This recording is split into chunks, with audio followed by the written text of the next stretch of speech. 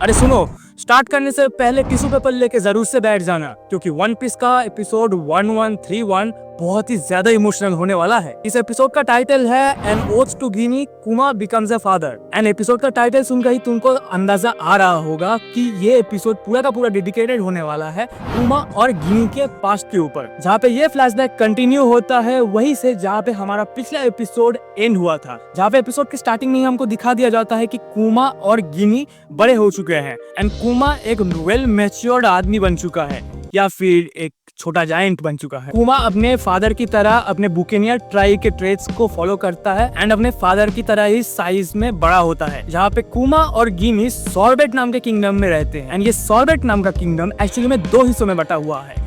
एक हिस्सा royal families and royalty को दर्शाता है एंड दूसरी तरफ दूसरा जो एरिया है उनके ऊपर बहुत ही ज्यादा टैक्स लगाया जाता है एंड उसके नॉर्मल लोगों के ऊपर बहुत ही ज्यादा अत्याचार किया जाता है। एंड कुमा उसी छोटे एरिया में एक चर्च के अंदर लोगों की मदद करता है, जहाँ पे कुमा लोगों की ट्रीटमेंट करता है अपने पॉप ऑफ फ्रूट के एबिलिटीज की मदद से। जहाँ पे हमने पहले भी देखा है कि कुमा दूसरों के अंदर के पेन एंड इंजुरीज को अपने पॉप ऑफ फ्रूट की मदद से अलग कर सकता है, लेकिन इसका डाउनफॉल भी है। कुमा को ये इंजुरीज अपने अंदर लेना पड़ता है, वरना ये सारी इंजुरीज वापस से उन्हीं लोगों के पास चली जाएंगी जिन लोगों से कुमा ने इसको अलग किया है। मतलब सोचो, हमने पहले कुमा को कितना बुरा भला कहा होगा एंड कुमा के बारे में कितने सारे गालियां अपने मन में सजा के रखी होंगी, लेकिन कुमा एक्चुअली में कितना काइंड हार्टेड पर्सन निकल रहा है। जहाँ पे वन पीस के वर्ल्ड में हर चीज सेम तो नहीं चल सकती, जहाँ पे कुमा का जो ये हेल्पफुल नेचर का काम था उसमें भी ब्रेक लगता है। जहाँ पे कुमा और गिनी जिस सोबर्ट किंगडम में रहते थे, उस सोबर्ट किंगडम का जो किंग है वहाँ के लोगों के ऊपर बहुत ही ज्यादा परिमाण में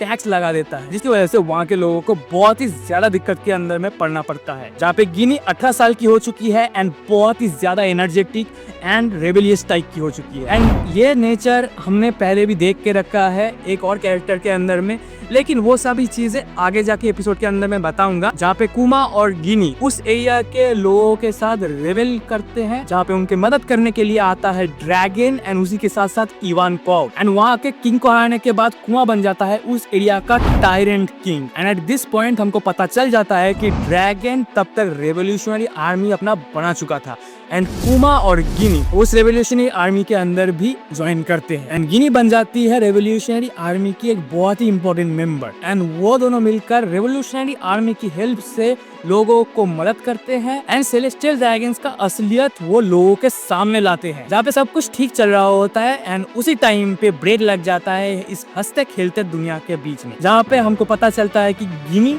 एक्चुअली में किडनैप हो चुकी है। जहाँ पे 2 साल तक गिनी के बारे में कोई आता पता नहीं मिलता एंड ड्रैगन, कुमा एंड उसी के साथ साथ रेवोल्यूशनरी आर्मी के बहुत सारे मेंबर्स गिनी की खोज में लग जाते हैं, लेकिन गिनी के बारे में कुछ भी पता नहीं चलता है। एंड जब कुमा एंड ड्रैगन बहुत ही ज्यादा टेंशन में होते हैं, कंफ्यूज होते हैं कि एक्चुअली में गिनी के साथ क्या हुआ है, उसी टाइम पे उनके पास एक मैसेज आता है जहाँ पे उनको पता चलता है कि गिनी एक्चुअली में मरी जुआ में है, जहाँ पे गिनी की आवाज बहुत ही ज्यादा वीक होती है एंड हमारे सामने रिवील कर दिया जाता है कि गिनी को एक्चुअली में सेलेस्टियल ड्रैगन्स ने उठाया है। आई मीन सेलेस्टियल ड्रैगन्स का ये लफड़ा मेरे को समझ में नहीं आता है। ये साले बातों के नहीं लातों के भूत है और इनको लात मार के भी शांति नहीं मिलेगी मेरे को। इनको साला जलते हुए कोयले के ऊपर बारबेक्यू बनाओ। जहाँ पे हमारे सामने ये भी रिवील कर दिया जाता है कि सेलेस्टियल ड्रैगन्स ने गिनी को अपना वाइफ बनाया है और वो भी जबरदस्ती। तुमको समझ में आ रहा है ना इसका कॉन्टेक्स्ट क्या है? एंड हमको ये भी पता चलता है कि गिनी के अंदर एक डिजीज आ चुकी है एंड वो जल्द ही मरने वाली है। आई मीन सेलेस्टियल ड्रैगन्स के कांड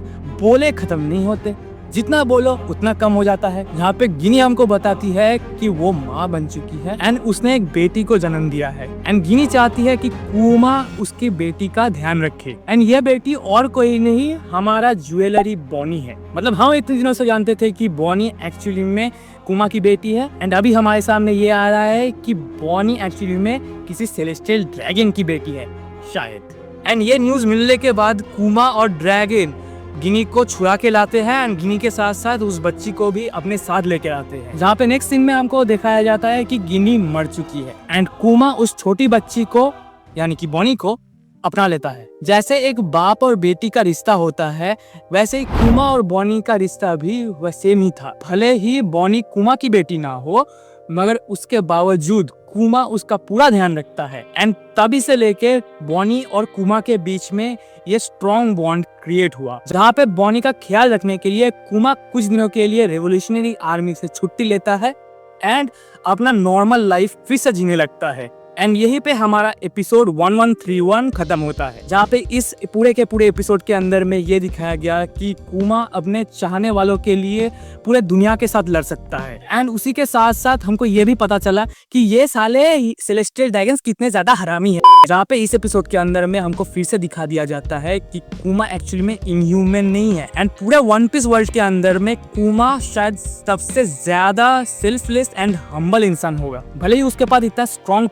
पावर था, मगर उसके बावजूद भी उस पावर को वो अच्छे कामों के लिए लगाता है, कोई बुरे कामों के लिए नहीं लगाता, जैसा कि एक बंदा लगाता है। जहाँ पे जाते जाते मैं तुम सभी को बताना चाहूंगा कि कुमा हम सभी से एक एपोलॉजी डिजर्व करता है एंड हम सभी को कुमा को वही प्यार लौटाना चाहिए जो कुमा एक्चुअली में डिजर्व करता है। एंड मोस्ट प्रोबेबली ये एपिसोड वन पीस के इतिहास का one of the tragic episodes माना जाएगा। एंड इससे भी ट्रेजिक एपिसोड आने वाले हैं, लेकिन वो अगले एपिसोड के लिए। एंड अगर तुम लोग चाहते हो कि मैं वन पीस के मांगा को भी रिव्यू करूं एंड उसके डिटेल्स को भी मैं तुम्हारे सामने लाऊं, तो कमेंट करके जरूर बताना। तो मिलते हैं नेक्स्ट वीडियो में, तब तक के लिए सायोनारा एंड आरिगातो गोजाइमास। साले सेलेस्टियल ड्रैगन्स के लिए अब कोयला कहां से लाऊं।